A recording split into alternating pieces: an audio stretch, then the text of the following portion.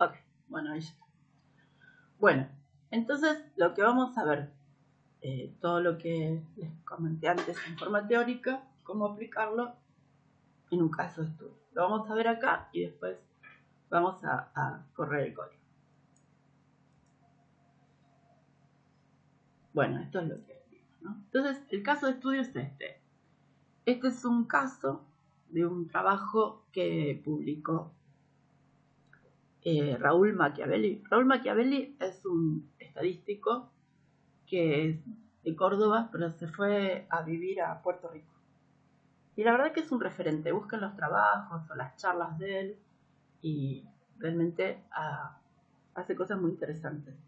Y este año se hace el Congreso de Bioestadística en Corrientes. No sé si les interesa que les pase información.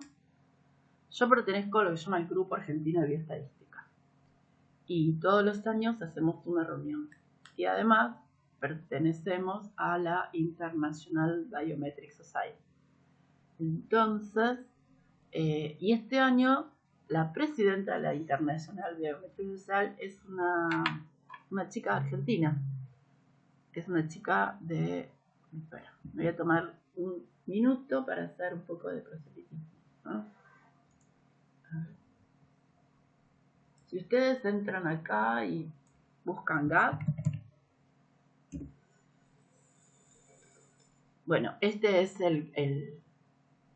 la página que estamos armando ahora, y acá donde están las reuniones está la de este año, que si alguno de ustedes está interesado, están las jornadas estas de enseñanza, está la reunión, y después tienen actividades que por ahí les interesan, que son, hay uno que se llama concurso de jóvenes biometristas.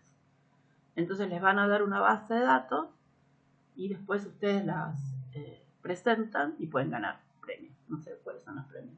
Y si les interesa, como para ir juntando, no sé si les pide el posgrado,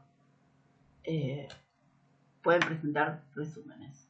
Y si son estudiantes, tienen tarifas diferenciales. Bueno, estoy haciendo propaganda.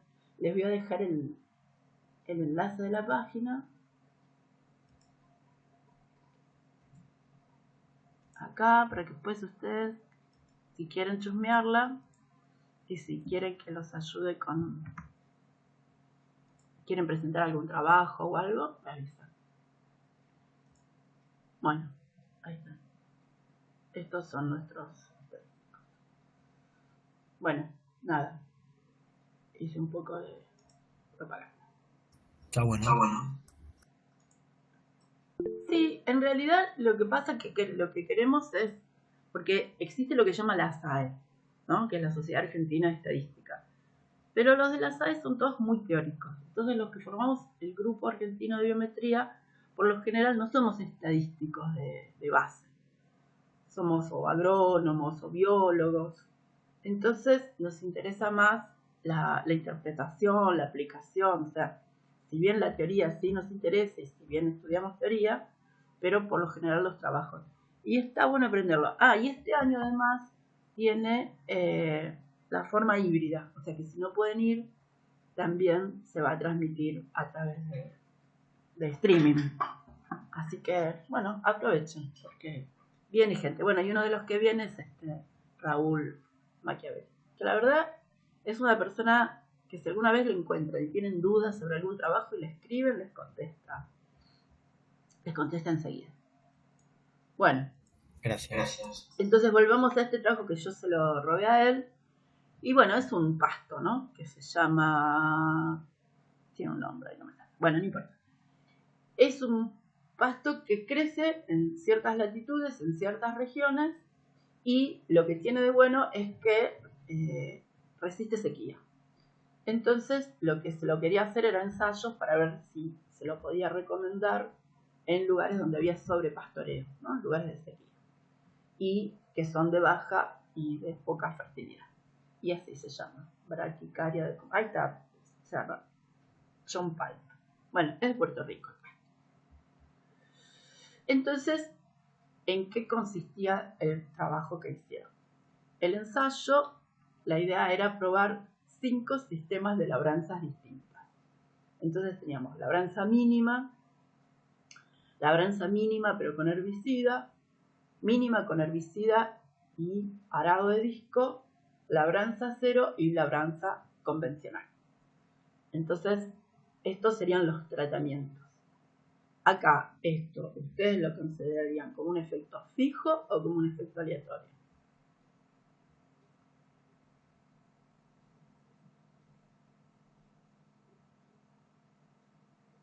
Imagínense que ustedes dicen, bueno, yo quiero probar qué variabilidad hay entre los distintos sistemas de labranza.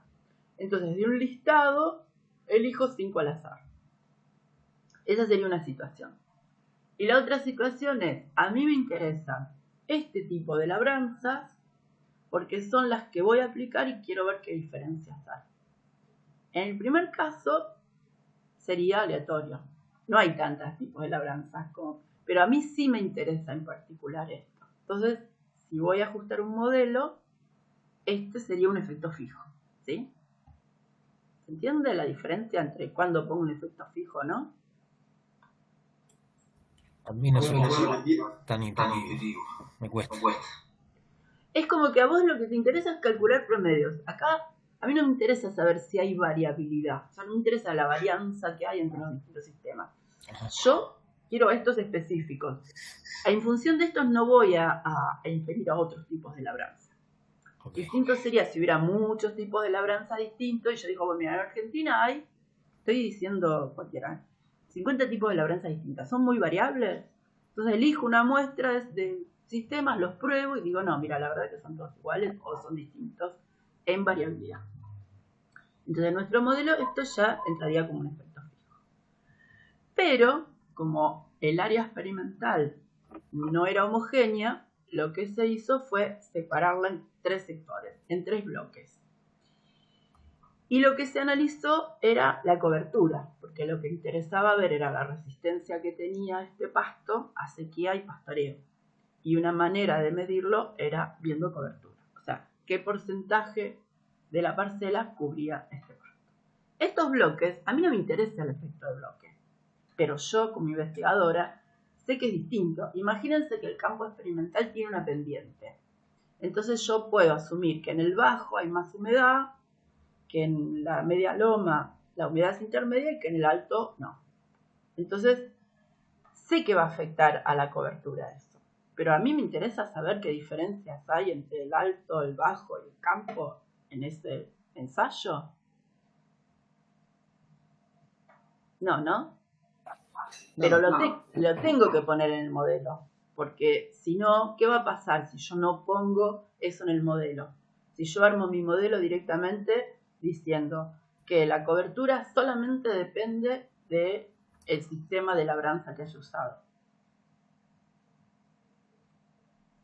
¿Dónde va a ir a parar esa variabilidad? Al error. Claro, va a parar al error. Entonces, cuando hagamos el cociente para comparar la variabilidad del error con respecto a lo de las labranzas, va a estar inflado y no va a detectar diferencias.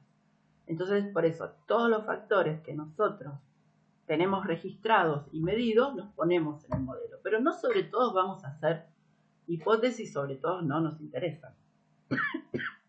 Bueno, pero además de los bloques, esto se midió 5 veces, ¿no? Durante intervalos de tiempo, en meses, entre agosto y diciembre. Entonces yo ahora les pregunto, estas medidas que tenemos en el tiempo, puede ser que nos interese o puede ser que no, pero en este caso sí nos interesa, ¿qué va a pasar con la primera y la segunda y la tercera medida? ¿Van a ser independientes?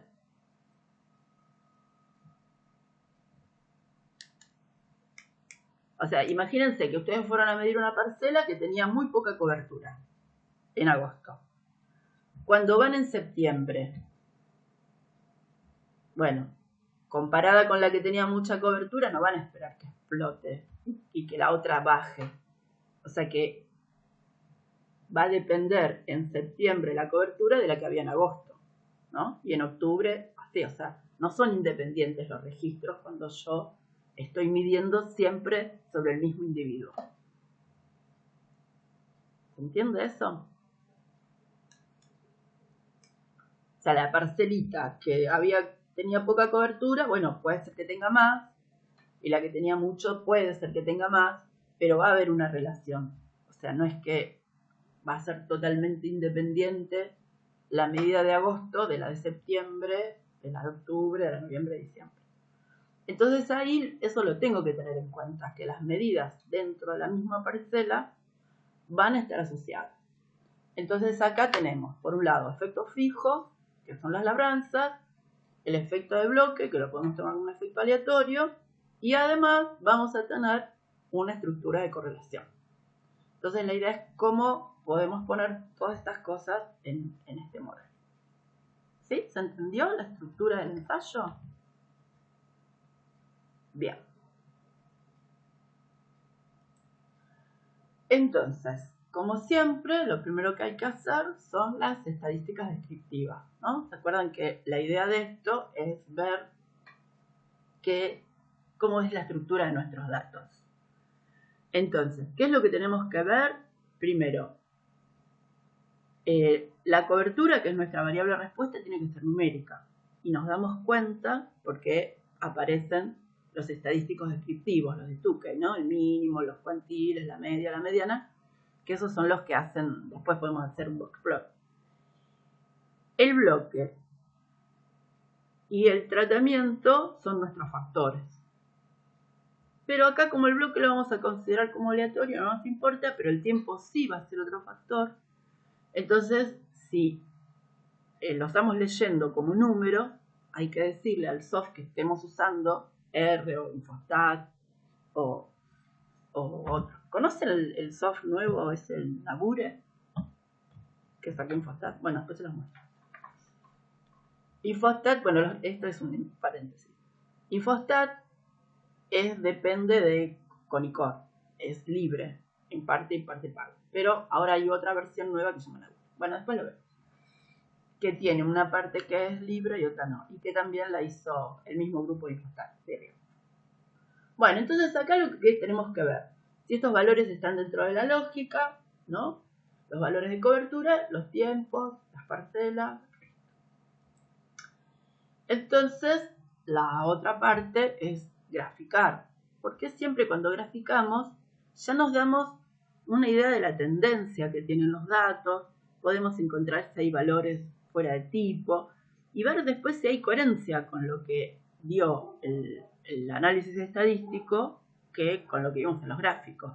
O sea, todo tiene que tener cierta correspondencia. Entonces, fíjense, bueno, acá hay distintos tipos de gráficos, ¿no? Estos son los datos de cobertura en función de los distintos tiempos. Yo lo que quiero ver es si son distintos. Entonces, bueno, acá los grafiqué son los promedios, ¿no? Entonces, fíjense, este 1, 2, 3 y 4 corresponden a los distintos tipos de labranza, los distintos tratamientos. Entonces, acá ya podemos ver que los distintos tipos de labranza actuaron de manera distinta en los distintos momentos. Pero lo que no sabemos es si esas diferencias son significativas. Porque siempre los gráficos son estos, pero ven acá que hay como una gran dispersión de datos. Esto puede darnos una idea visual de lo que pasó, pero acá lo tenemos en función del tiempo. A ver, estos son los tratamientos y esto es el tiempo. Quizás confunda un poco porque son entre 1 y 5, ¿no? Pero estos son tratamientos y este es el tiempo. Teresa, sí. ¿Siempre usa los genotipos de braquiaria? Sí, siempre era el mismo. Todo el resto del ensayo, según el paper, era la misma planta. Si no, tendríamos que ponerlo como otro factor más en el modelo, ¿no? Bien. Ok. Bueno, entonces, ¿cómo tenemos que considerar esto? Nosotros acá tenemos, por un lado, la cobertura, que es nuestra variable respuesta. Por otro lado, el tratamiento, que dijimos que era fijo, el tiempo, porque nos importan esos tiempos, y, como habíamos visto cuando hicimos los factoriales, la interacción. Pero también tenemos los datos de las parcelas y tenemos los datos de los bloques. Entonces, lo que podemos hacer es usar esta información como efectos aleatorios. Y las parcelas están dentro de cada bloque. Entonces, la manera de decirle a nuestro modelo que utilice esta variabilidad como un efecto aleatorio y que no lo mande al error es escribirlo de esta manera. Entonces, yo le estoy diciendo acá esto, bueno, después hoy vamos a ir corriendo el código, ¿no? Paso por paso. Que lo que me está diciendo acá es que esto es un efecto aleatorio. Y después estoy asumiendo homogeneidad de varianza, no estoy poniendo ninguna estructura de correlación, no estoy poniendo nada. Ahora, a diferencia del modelo lineal, una de las cosas que no saca este paquete es un R cuadrado. Pero en mi experiencia es que a todos les gusta ver un poco el R cuadrado.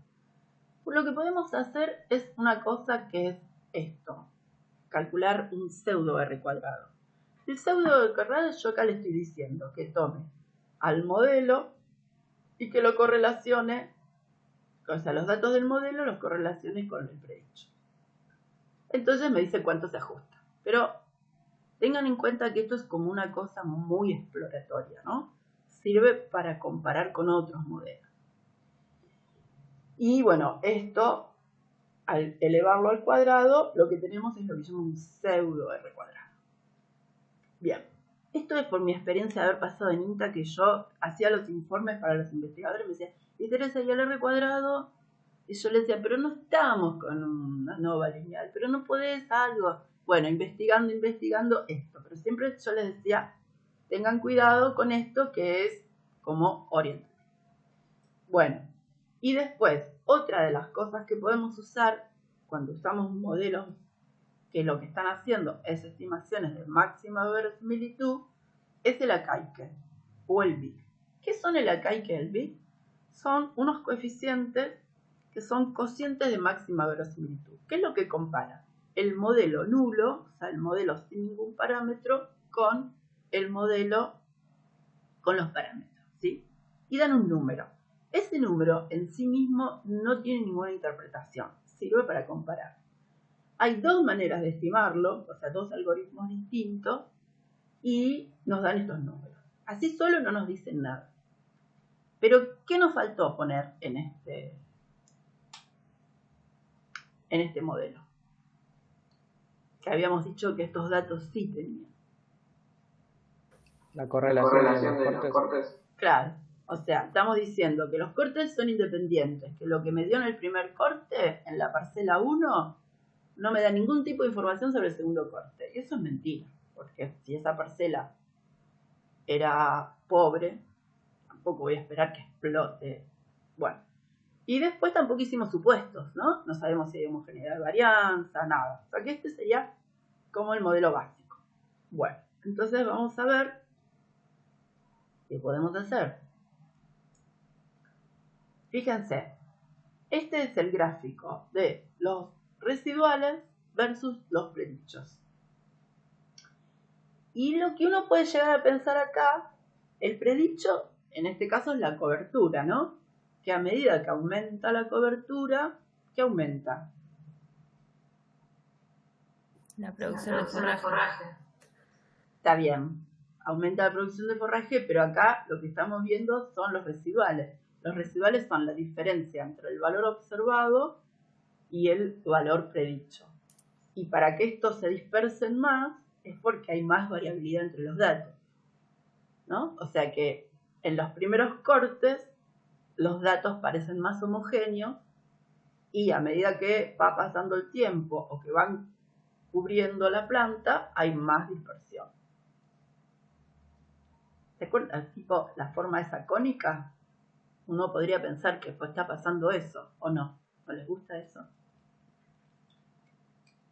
O sea, acá hay una estructura que puede ser o no significativa. Pero lo que yo esperaría cuando hago estos gráficos de residuales del modelo versus los predichos es que no hubiera un formato, ¿no? Que fuera una cosa aleatoria, un cielo estrellado, dicen en algunos libros. Y acá yo podría pensar que eso no está pasando. ¿Y ustedes cómo probarían si eso pasa o no pasa.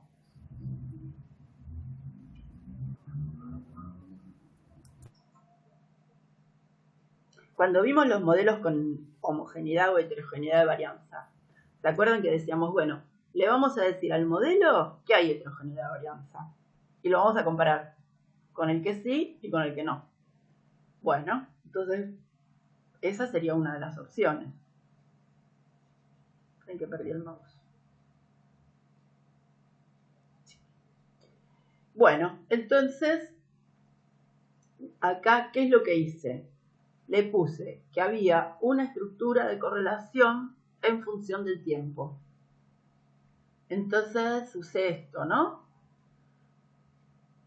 Al modelo 2, lo que usé es esto que se llama update, es usar todo lo que te dije en el otro modelo, pero agregale esto, decirle que hay una correlación del tipo AR1. AR1 es una estructura de correlación que yo digo que está correlacionado con el inmediato que le sigue, con el dato que le sigue. O sea, el primer corte con el segundo con el tercero y así. Y es la estructura de correlación más simple. Y después le digo que tome el tiempo y que esté anidado de esta manera, en bloque y en la parcela, para que no me mezcle. ¿Por qué pasa esto? Porque los bloques y las parcelas tienen el mismo número. Entonces, para que no se mezcle, que sepa que la parcela 1 del bloque 1 no es lo mismo que la parcela 1 del bloque 2. Entonces, eso se lo digo así. Ojito que están anidados. Entonces, lo vuelvo a correr y ahora lo que hacemos es volver a calcular esto, ¿no? El R, el pseudo R, el acaique y el pic. Este nos dio 400 y antes cuánto nos había dado. 470 y 523. Bajó un poquito, ¿no? Un poquito. Y el R cuadrado, que no le creemos mucho al R cuadrado, pero lo tenemos ahí. Bueno, entonces parece que al ponerle la estructura de correlación, al menos estos dos indicadores se redujeron. Cuando estos valores son más bajos, lo que me está diciendo que el modelo mejora. Bien. Bien, entonces veamos. Eso quedó grabado, no importa, no lo escucho. Entonces, una de las cosas que podemos ver si realmente esto es significativo, o sea, si agregarle la estructura de correlación a nuestros datos nos mejoró el modelo. Acuérdense que acá estamos trabajando sobre la estructura de correlación de la parte aleatoria, ¿no? No sobre el del error. No estamos diciendo nada de eso. Entonces, los comparamos. ¿Se acuerdan que podíamos hacer esto? La ANOVA, el modelo 1 y el modelo 2. Y nos dice que hay diferencias significativas. O sea, que haberle dicho al modelo que nuestros datos están correlacionados lo mejoró. Bien. ¿Sí? ¿Bien hasta acá? Sí. Igual después vamos a ir corriendo de nuevo el código paso por paso. Pero me parece que está bueno ver el análisis así en forma general y después volver a hacerlo y ahí si les aparece alguna otra duda lo volvemos a ver. Entonces, ¿qué estructuras de correlación? Bueno, esta es la que propuse yo, que es la AR1, que se llama autorregresivo de orden 1. Pero hay otras, ¿ven? Miren, hay un montón. La correlación puede ser todas distintas. Y les explico por qué. ¿Cómo determino yo cuál es la que corresponde a mis datos? Bueno, primero porque conozco el fenómeno, puedo ver cuál es la naturaleza de esa correlación, o puedo buscar en la bibliografía alguien que tenga datos parecidos a los míos o con una estructura parecida, cómo les fue. O probarla y en vez de, por ejemplo, yo ahí puse corp1 y podía usar otra estructura, decir, bueno, a ver si es exponencial y ver si el modelo mejoró o redujo el acaique. Entonces esa es la manera de hacerlo. Nuevamente, tanto como veíamos con las estructuras de varianzas y covarianzas, si yo le pongo una estructura de correlación que es muy, muy compleja, puede ser que el modelo me mande ese mensaje que me dice no converge. Especialmente cuando no tengo muchos datos. al principio, hace muchos años que ustedes eran chiquitos, el primer paquete que hacía este tipo de modelos era SAS. Y yo me acuerdo en ese momento, yo estaba trabajando con mi tesis, estaba trabajando con Guillermo, queríamos hacer cosas y claro, nos entusiasmábamos un montón y yo le decía, pero no converge. Entonces íbamos reduciendo el modelo. Pero después mejoraron mucho los algoritmos de estimación. ¿Por qué? ¿Cuál era el problema? El problema era la memoria que tenían las máquinas. Porque ustedes saben, ¿no?, que cuando uno ajusta un modelo, arma toda la matriz de varianza y covarianza, y eso después hay que hacer una inversa. Entonces, cuando el algoritmo tenía que hacer esa inversa, se quedaba sin memoria. Y ahora, con los procesadores que son más eficientes y con las computadoras que tienen más memoria, se pueden hacer modelos más complejos y estimar parámetros. Pero si no, era eso, me quedé sin memoria y no te puedo estimar esto. Bien. Entonces, vamos a hacer ahora, agregar la estructura de correlación en el tiempo, ¿no? Eso que habíamos visto antes. Todavía no estuvimos viendo, lo único que vemos es que no hay interacción, ¿no?, entre el tiempo y el tratamiento. Eso significa que en todos los momentos los tratamientos se comportaron en el mismo orden de mérito. O sea, que el que era malo en el momento 1 siguió siendo malo en el momento 2, en el momento 3. No hay un tratamiento que a medida que pasó el tiempo pasó a ser, por ejemplo, el mejor o el peor. Eso es lo que nos dice cuando nos está diciendo que no hay interacción. Bueno, entonces, el modelo 2, que era el que nosotros le habíamos dicho que tenía una estructura de correlación, le vamos a decir además que hay heterogeneidad en el tiempo. ¿Y cómo se lo decimos? Usando esto que es el update, ¿sí? O sea, vamos a actualizar al modelo 2, que venía del modelo 1, y le vamos a decir, pero ahora en vez de correlación era weights, que era lo mismo que usábamos el GLS. Entonces le vamos a decir, pondera con esta estructura de Baridan era la que le decíamos que cada nivel de tiempo, en este caso, tiene una varianza distinta. Y en esta forma, o sea, el tiempo no estaba anidado en otro. Entonces hace la nova. Bien, acá esto no cambia. Y fíjense ahora qué pasó con los valores de acá y que no parecen haber cambiado mucho, ¿no? Creo que hice esto. Bueno, fíjense, esto era el gráfico de residuales versus predicho, que nos había hecho pensar que por ahí había heterogeneidad de varianza. Con el modelo 3 cambió un poco. Fíjense que acá está entre menos 20 y 20, y el que habíamos hecho al principio, este, también está entre menos 20 y 20. No me tanto. Este. Bueno, como que cambia un poco, pero parece que eso no es significativo.